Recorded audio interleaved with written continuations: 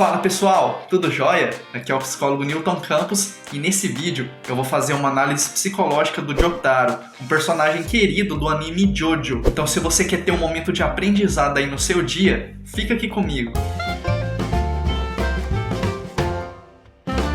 Eu vou fazer minha análise psicológica baseada ali nos acontecimentos do anime, a história e os comportamentos de Jotaro. Mas antes disso, eu vou pedir para que você curte o vídeo, se inscreva no canal, porque aqui você encontra muito conteúdo bacana que pode te ajudar no seu desenvolvimento pessoal, beleza?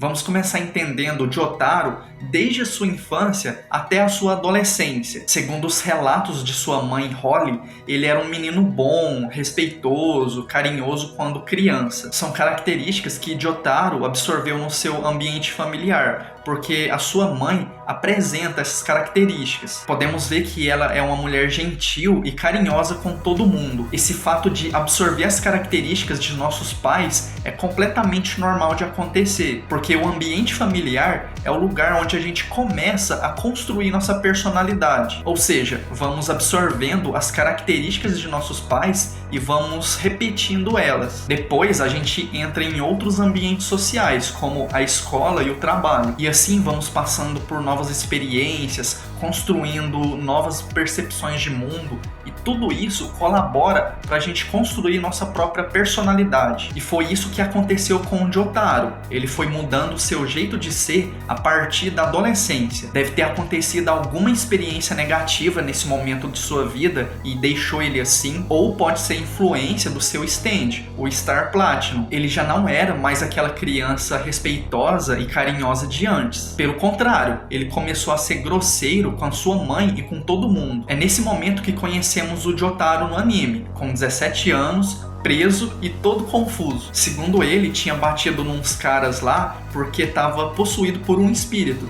só que na verdade era o seu stand. O seu avô Joseph Joestar e Mohammed Afdal tiraram ele da cadeia e revelaram para ele que ele possuía esse stand, essa habilidade especial. Aí beleza, eles saíram da prisão. Aí no momento em que eles voltam para casa, a sua mãe começa a passar mal por causa de um stand que estava consumindo ela, e ela tinha poucos dias de vida caso eles não derrotassem o Dio, um antigo inimigo aí da família Joestar. Ele era responsável por esse stand que estava matando a sua mãe. O Jotaro, por mais que ele fosse grosseiro e desrespeitasse sua mãe, ele amava ela. Ficou muito preocupado com o bem-estar dela e não pensou duas vezes para salvá-la. Foi aí que ele começou as viagens para caçar o Dio, junto com seu avô e o Avdol. Durante essa jornada, ele foi conhecendo novas pessoas, se apegando a elas e fazendo amizades. Ele também enfrentou inimigos difíceis, tendo que usar da sua capacidade de raciocínio lógico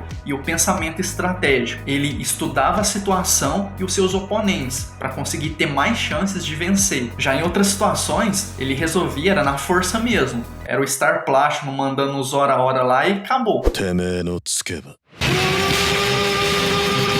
Com esse contato que o Jotaro teve com outras pessoas, ele aprendeu a se relacionar melhor e a desenvolver afeto. Ao longo da missão, ele foi se tornando o líder ali do grupo e o único capaz de derrotar o Dio. Isso foi um peso muito forte para ele, porque ele ainda estava amadurecendo, era um adolescente ainda, não estava preparado para carregar um peso desse. Mas beleza, vários episódios passaram até que eles conseguem encontrar o Dio, e chega o momento em que Jotaro tem que enfrentar seu inimigo. Quem assistiu o anime sabe que foi uma luta difícil, porque o Dio parava o tempo, o que tornou a luta muito difícil. Mas o Jotaro conseguiu se adaptar a essa dificuldade e conseguiu derrotar o seu inimigo depois de muito sufoco. O Dio foi um inimigo extremamente difícil para ele, porque além de ser muito poderoso, ele lhe causou muito sofrimento, como a perda do seu amigo Kakyoin. Foi traumático para o Jotaro passar por essa situação. Tem até uma teoria aí na internet dizendo que nesse momento o Jotaro desenvolve o transtorno de estresse pós-traumático.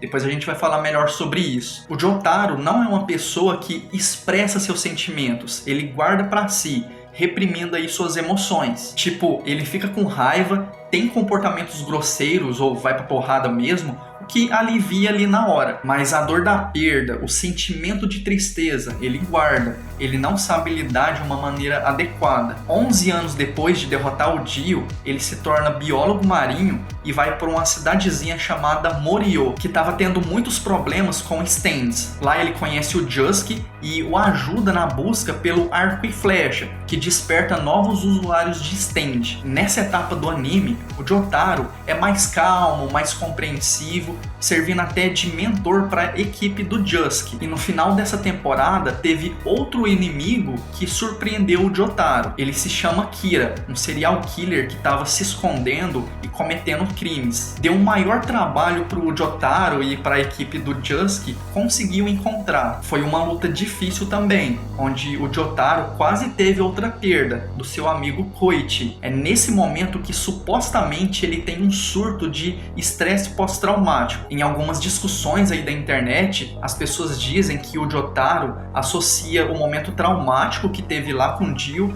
nessa luta com o Kira, porque os vilões são parecidos e porque ele perdeu pessoas nessas lutas. Existe sim a possibilidade dele ter desenvolvido o estresse pós-traumático por conta da situação que ele passou e também pelo fato dele reprimir as emoções, mas eu não consigo confirmar, porque eu não lembro de ver o Jotaro tendo flashbacks e revivendo os seus traumas, que seria um sintoma muito importante desse transtorno. E se ele realmente possui, não é algo que o paralisa, porque ele consegue ir atrás dos seus objetivos mesmo tendo esse trauma. Mas enfim, depois desses eventos, Jotaro vai embora da cidade e consegue seu doutorado em biologia marinha. E anos depois ele se casa, se divorcia e no meio disso tudo ele tem uma filha chamada de Jolene, que é uma menina toda problemática, que nem o Jotaro foi lá na sua adolescência. O relacionamento dos dois não é muito bom, porque o Jotaro foi um pai ausente na vida da sua filha. E essa falta foi construindo um sentimento de raiva em Jolene em relação ao seu pai. Mas aconteceu uma situação que colocou a vida dele em risco e isso fez a filha dele se aproximar. Teve um momento em que antes de Jotaro entrar em coma, ele conseguiu falar para sua filha o quanto ele a amava e tal. Com isso, ela foi fazer de tudo para poder salvar a vida de seu pai. Essa história é bem parecida com o que o Jotaro passou, não é? Eu entendi a referência. Depois de se recuperar, o Jotaro tenta ajudar Jolene na luta contra o vilão,